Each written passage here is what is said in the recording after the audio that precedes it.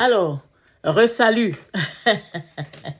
Pardonne-moi si tu me vois dans la même tenue, hein, mais je vais seulement revenir à... vous savez, les histoires de vidéos, là, ça nous fatigue. Voilà. Si on doit porter les habits, changer les habits, c'est mieux. Peut-être qu'on ait des uniformes maintenant pour les vidéos sur YouTube. Comme ça, quand vous nous voyez, vous savez, vous savez que chaque corps de métier a son uniforme. Par exemple, les gens qui sont dans la santé. La santé, comme on dit, comme nous autres là, on a des uniformes qu'on porte pas au travail parce que on ne veut pas, on peut pas porter nos habits de tous les jours, bien que parfois on se cache pour les porter, surtout qu'on travaille la nuit ou bien qu'on travaille l'après-midi. Quand tous les patrons sont partis, on veut être un relax, donc on porte quelquefois des habits qui nous font du bien. Alors, ça nous fatigue. Donc, pardonnez-moi de me revoir dans ma même robe, ma jolie robe rouge. C'est pas grave. Écoutez, je vais vous dire aujourd'hui une chose. Ce que je veux vous dire, c'est que d'abord, vous devez vous abonner à ma chaîne. Vous avez l'obligation de le faire. Pourquoi? Parce que je vous dis de bonnes choses. Je vais vous parler de très bonnes choses. Des choses qui vont aider vos relations, vos vies personnelles dans l'intimité. Vous savez, en tant que chrétien, il y a beaucoup de choses que les chrétiens ne disent pas. Nous, les chrétiens, parfois, on est hypocrite. On donne l'apparence que tout va bien, on est fort. Non. Alors que il y a des moments, par exemple, tu peux voir une maman pasteur qui est fan d'un frère à l'église. Aïe, ça, c'est gâté. Mais comment elle va faire? Elle est la maman pasteur. Et le frère qui est là, quand elle le voit, tout ce que son mari n'a pas, ça y est en lui. Ah, ça peut la tuer. Quand elle vient à l'église, elle ne peut pas prier. Mais on doit parler de ces choses-là pour que chacun sache comment régler ça, comment s'en sortir. Voilà, moi personnellement, si je suis fan de quelqu'un, c'est pas compliqué, je prie. Vous devez me croire. Je vois des gens qui disent que c'est faux. C'est vrai. Il faut prier parce que notre salut, c'est dans la prière. Vous savez, les tentations, les désirs de la chair, ça arrive à tout le monde. Tout le monde est tenté. Hein? Tout le monde a envie d'avoir ce qui est chez l'autre. C'est ça le drame d'ailleurs. Quand on vient comme ça, vous voyez un couple qui est là, ils vont sur Facebook, ils mettent les joyeux anniversaires de mariage, 30 ans. Il y en a quand je les vois, je ris. Parce que 30 années là, tu as frappé ta femme jusqu'à... Parfois tordu son œil, blessé son cou, bref de la femme là est gonflé. Mais après on vient nous blouser avec les 30 ans d'anniversaire et on ne nous dit pas comment on a fait pour arriver aux 30 ans. Si vous fouillez bien la plupart du temps, c'est les mamans qui font que le foyer dure.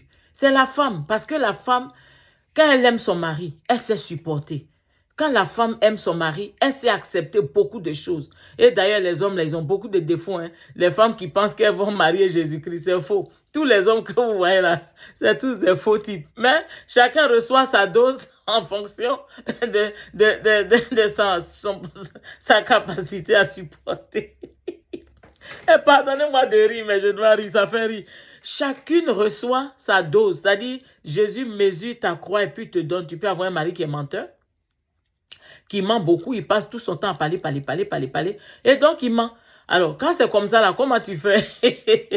Au début, tu le honnis d'abord devant les gens, tu tapes son pied par terre, tu pousses, tu le coudes, tu lui dis, chérie, arrête, c'est quoi tout ça là? Comment tu peux parler comme ça? Ça ne va pas. Maintenant, tu rentres dans la mode de boudance. Tu te fâches, tu le boudes, tu ne veux pas lui parler. Pareil, tu penses qu'en faisant ça, tu vas attirer son attention. Mais c'est là même où le gars ment plus encore pour te donner. Ok, ça ne marche pas. Tu dis, bon, ok, j'ai arrêté de lui parler. Là, mais tu as tout gâté parce que pour te demander pardon, il va mentir. C'est ça le problème. Pourquoi il vient te demander pardon? Il ment. C'est ça. Donc, comment tu vas faire avec un mari comme ça? Eh bien, ma soeur, viens à Jésus, mets-toi à genoux et demande au Seigneur de changer ton mari parce que c'est Jésus seul qui peut changer le cœur d'un être humain. Toi, par tes conseils, tu ne peux pas le changer. Toi, par ta colère, tu ne peux pas le changer. Toi, par tes réprimandes, tu ne peux pas le changer. Si tu le boudes, tu ne vas pas le changer. Parce que dès qu'il ouvre sa bouche, dès que ça sort, et ça sort comme ça sort, il ne contrôle pas. Voilà, un menteur ne contrôle jamais ce qui sort de sa bouche. Ça rentre en même temps, ça sort. Quelqu'un qui ne veut pas mentir, quand ça rentre, il fait une pause. Hein, c'est comme quand les gens ont la diarrhée et qu'ils sont dans un endroit où il y a trop de gens là. Ils sont obligés de mettre le frein, de serrer. Alors, quelqu'un qui n'aime pas mentir, quand la pensée vient, il sait. Et puis il réfléchit, il analyse. Mais celui qui n'a pas de frein là, quand ça vient d'être, oups, ça est dehors. Il a fini de gâter le coin et puis il continue. Et le drame, c'est que ça ne le gêne pas. Bon, ne m'attaquez pas, les hommes là. Il y en a qui vont, je vous entends déjà dire, mais et les femmes, on sait, il y a des femmes qui mentent, mais aujourd'hui on parle de vous. C'est pas compliqué. Moi, si une femme, je ne vais pas commencer par les femmes. Je commence par vous d'abord, vous les hommes. Maintenant, quand il a fini pour vous là, je vais aller parler à mes soeurs. Mais sinon, ce que je veux dire, c'est quoi? C'est que quand un homme a un défaut, la première personne qui doit couvrir ce défaut, c'est sa femme. Si toi, tu le critiques, alors tu ouvres la porte à d'autres personnes et tu donnes l'occasion aux autres de critiquer ton mari. Et en général, les femmes qui critiquent leur mari, suivez bien le schéma, ça ne va pas s'arrêter entre les deux, non. Elles vont commencer à critiquer leur mari, mais demain, vous allez voir qu'elles vont aller le critiquer chez leurs amis. Mais tu ne sais même pas que ton ami a envie, enfin, t'envie et convoite ton mari. Donc, quand tu vas te confier à une telle amie, qu'est-ce qu'elle va te dire? Mais elle va te dire de le laisser. Parce que elle, dès que tu mets ton pied dehors, dès que son petit saco est dans la maison, elle n'a pas de problème avec ça. Donc, si toi, tu n'as pas compris ça et que tu penses que tu dois aller chaque fois dénigrer ton mari chez ta meilleure amie, ma chérie, tu es en train de faire le lit de ta meilleure amie un matin, quand tu reviens du marché, elle est couchée, elle dort, tranquille. Et puis toi, tu es dehors. Et c'est toi encore qui vas courir partout pour dire, mon mari m'a laissé, ah, mon mari a pris mon ami. Mais c'est toi qui as ouvert la porte. Donc, chères femmes, chers amis, faisons très attention. Faisons attention. Nos maris, Dieu nous les a donnés parce que nous sommes appelés les aides. Dans Genèse, la Bible dit que le Seigneur a dit, je lui ferai une aide semblable. Et je dis toujours aux femmes, est-ce que quand vous travaillez dans vos services là, vous pouvez vous permettre de dire à votre patron, patron, pourquoi votre nez coule? Ou bien patron, votre barbe est mal rasée? Patron, votre chemise est tordue? Oh non, vous ne pouvez pas. L'apôtre Paul dit, l'homme est le chef du foyer. Voilà pourquoi je prends l'exemple du patron. L'exemple du patron. Parce que quand tu as ton patron, tu ne peux pas dire à ton patron, patron, tais-toi, tu mens. Non. Mais dans le secret, tu peux peut-être aller doucement et dire au patron, ah patron, tout à l'heure vous avez dit telle chose, je ne pense pas que je vais vérifier l'information ou bien j'ai vérifié pour vous, voici la vraie information. Et tu vas le dire avec une manière polie. Mais pourquoi quand c'est nos hommes, on leur parle n'importe comment, on va là-bas menteur là, toi tu es un menteur, mais attends, tu diminues ton mari, tu lui dis qu'il est un gros menteur, tu lui dis qu'il est un vaurien, mais tu invites tous les esprits de vaurien dans sa vie et tu t'attends à voir meilleur. Tu ne verras jamais meilleur. Parce que la Bible dit ce que tu sèmes, c'est ce que tu récoltes. Les paroles que tu sèmes dans la vie de ton mari, ce sont ces paroles-là qui vont porter du fruit et tu vas manger toi-même ce fruit qui sera très désagréable dans ta bouche. Donc, si nous voulons voir nos maris changer, si nous voulons avoir des meilleurs maris, mais il faut complimenter ton mari. Mon chéri, tu es vraiment beau. Eh, mon mari, tu es le meilleur. Oh, daddy, je n'ai jamais vu un homme comme toi. C'est pas possible. Tu me complètes ou bien je te complète. Ça, c'est la vraie manière. C'est toi qui le complètes. Pas lui, on l'a créé, c'est lui qui n'est pas complet. Nous, on est complet. C'est pour ça que nous, on vient compléter les gens. Eux, là, ils sont pas complets. Les hommes, là, ne sont pas complets. Donc, c'est nous, on doit les compléter. Donc, il faut les compléter de la même manière. Mais il faut approuver ton mari. Il faut le louer. Il faut le bénir. Quand tu pries, c'est pas la peine d'aller devant le Seigneur pour envoyer ton mari en jugement. Seigneur, regarde mon mari. Il faut le frapper. Il n'a qu'à avoir un AVC comme ça. Vous savez qu'il y a des femmes qui prient comme ça, il va s'asseoir à la maison. Mais tu n'as rien compris, ma chérie. Tu es foutu. Et si Dieu exauce cette prière que tu souhaites à ton mari là, mais ça ne va pas t'apporter le bonheur, hein. Ça va t'apporter la souffrance. Parce que tu vas souffrir, tu vas le laver, tu vas le soulever, tu vas mettre l'origine dans sa bouche. Toi-même, tu n'auras plus de vie, tu ne pourras plus sortir. C'est toi encore, tu vas t'inquiéter pour dire à Dieu, il faut le guérir. Non, il faut bénir son mari. Il faut bénir son époux. Écoute-moi bien, ma soeur. Dieu t'a donné le mari là parce qu'il sait que c'est toi qui es capable. Les femmes doivent comprendre ça, que quand elles sont dans un foyer, elles sont des excellentes femmes. Il faut comprendre que tu es une choisie. Tu es une ointe de Dieu auprès de ce monsieur. Tu as un ministère. Tu as été ointe pour venir compléter ce monsieur qui ne sait pas se laver tous les jours. Ton mari ne se lave pas. Mais c'est pour ça que tu es venu. Pour l'aider à se laver. Hein? Ton mari ne sait pas s'habiller. C'est pour ça que tu es là, ma chérie. Vous voyez dans Proverbe 31, Lisez Proverbe. Moi, quand je donne les versets là, c'est pas la peine de vous asseoir ici pour me dire que c'est quoi les références. Je vous ai dit dans Proverbe 31. Allez lire tout pour voir ce que je vais dire là. Si ça est là-bas. 31 là même déjà, c'est une bonne référence que je vous ai donnée. Ben, si c'est pas ça aussi, lisez le prochain Proverbe. Mais toujours est-il que la femme vertueuse. Donc, quand vous allez voir le premier titre, la femme vertueuse. Donc, dans la femme vertueuse, la Bible dit qu'elle habille sa maison. Cette femme-là, elle travaille, elle se lève tôt le matin. Bon, toi, tu es marié, tu dors jusqu'à crachat coule ici, jusqu'à 11 h. Ton mari même vient du travail à 16 h. Tu es attaché pagne ici, tes cheveux sont ébouriffés, tu marches dans la maison, la servante même est mieux habillée que toi. Après, tu te tournes, tu dis, la servante a pris mon mari.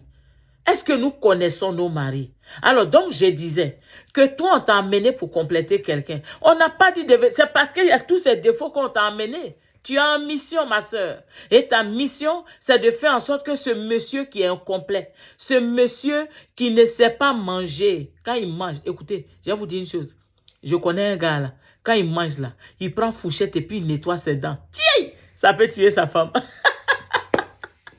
Elle lui a dit, mais attends, tu viens d'où le frère? Comment après avoir mangé? Mais vous savez quoi? Ça prouve aussi dans quelle génération il est né. Pas les anciens là, ils ne sont pas stylés. C'est des vieillards, ils n'ont rien vu. Notre génération, nous, a lu photoroman. On a voyagé, donc on est un peu éveillé. Mais celui-là, il est façon. Donc sa femme lui a dit, mais c'est quoi ça? On a acheté les pics dans la maison. On a même acheté, on appelle ça floss chez nous ici. Je ne connais pas le nom en français. Pour que tu mettes entre tes dents pour enlever les morceaux de viande qui sont coincés. Devant, il prend fourchette pour enlever dans ses dents. La femme est fâchée. Voilà. Donc, tu es venu pour l'aider, pour le compléter. Tu n'es pas venu pour critiquer, ma chérie. Si tu restes dans le ministère de critiquer, tu vas casser ta maison. Parce que ce que tu ne sais pas, c'est que pendant que toi, tu critiques, il y a une dehors qui apprécie ce que toi, tu as. Le fait même que tu portes le nom de madame là, elle n'a pas ça, elle veut ça. Elle crie à Jésus, Seigneur, et toi, on t'a donné Marie. Toi, tu joues avec.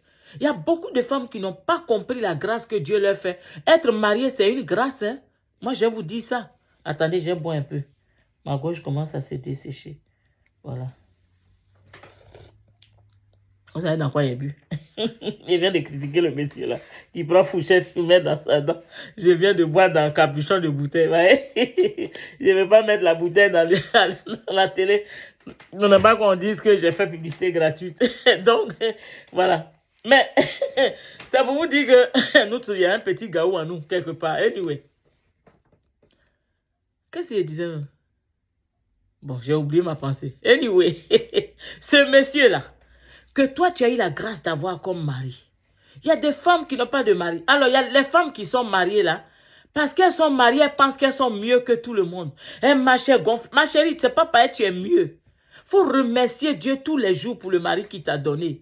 Remercie-le de ce qu'il t'a donné, un compagnon qui t'aime, qui te comprend, qui te pardonne, qui te soutient, qui pourvoit pour toi et tes enfants. Regarde les autres femmes qui n'ont pas de mari, celles qui ont eu les malchances de tomber sur des faux types et dont les maris les ont abandonnés et qui sont seuls en train d'élever leurs enfants. Quand toi tu vois ça là, tu devais courir matin, midi, soir à l'église pour remercier le Seigneur Jésus. Tu devais même faire une offrande au Seigneur. Oui.